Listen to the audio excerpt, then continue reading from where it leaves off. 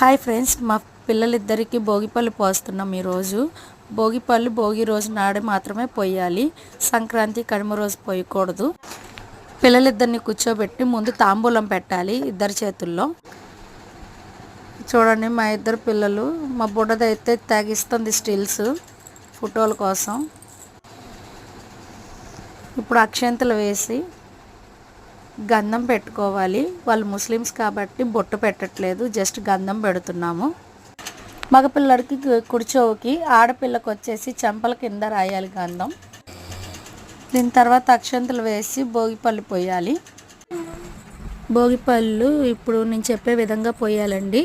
కుడివైపు 3 సార్లు, ఎడమవైపుకు 3 సార్లు తిప్పిన తర్వాత పోయాలి.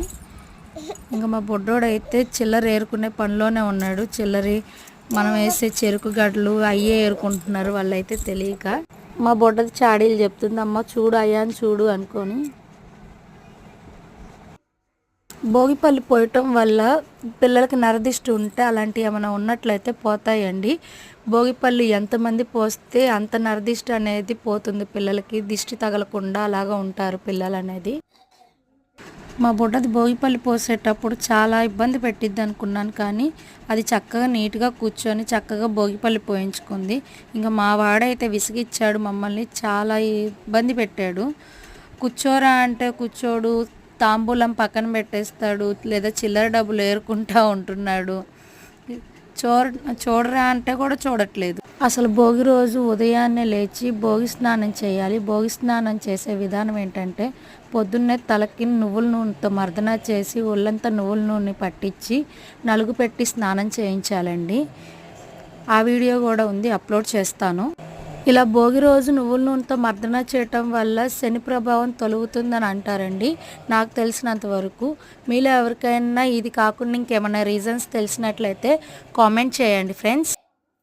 మా వాడైతే ఆ డబ్బులు ఏరుకోవడంలోనే బిజీగా ఉన్నాడు. చూడరా అంటే అప్పుడు చూస్తున్నాడు. ఇలాగా భోగిపళ్ళు పోసిన తర్వాత ముత్తైదువులు హారతి ఇవ్వాలండి పిల్లలకి. హారతి ఇచ్చి అప్పుడు పిల్లలిద్దరిని లేపాలి. ఇలా హారతి ఇచ్చి పిల్లల్ని లేపిన తర్వాత వచ్చి దీవిచ్చిన ముత్తైదువులకి తాంబూలం ఇవ్వాలండి. బొట్టు గంధం పెట్టి తాంబూలం ఇవ్వాలి. వీడియో తీయడానికి అసలు హెల్ప్ చేస్తారో లేదా అనుకున్నాను, కానీ కొద్దిగా పర్వాలేదండి. ఇద్దరు పిల్లలు చాలా కోఆపరేట్ చేసి ఫోటోలు వీడియోలు తీయటానికి హెల్ప్ చేశారు. స్పెషల్గా మా బుడ్డది చాలా అంటే చాలా హెల్ప్ చేసింది. చాలా బాగా ఫోటోలు దిగింది, కోఆపరేట్ చేసింది.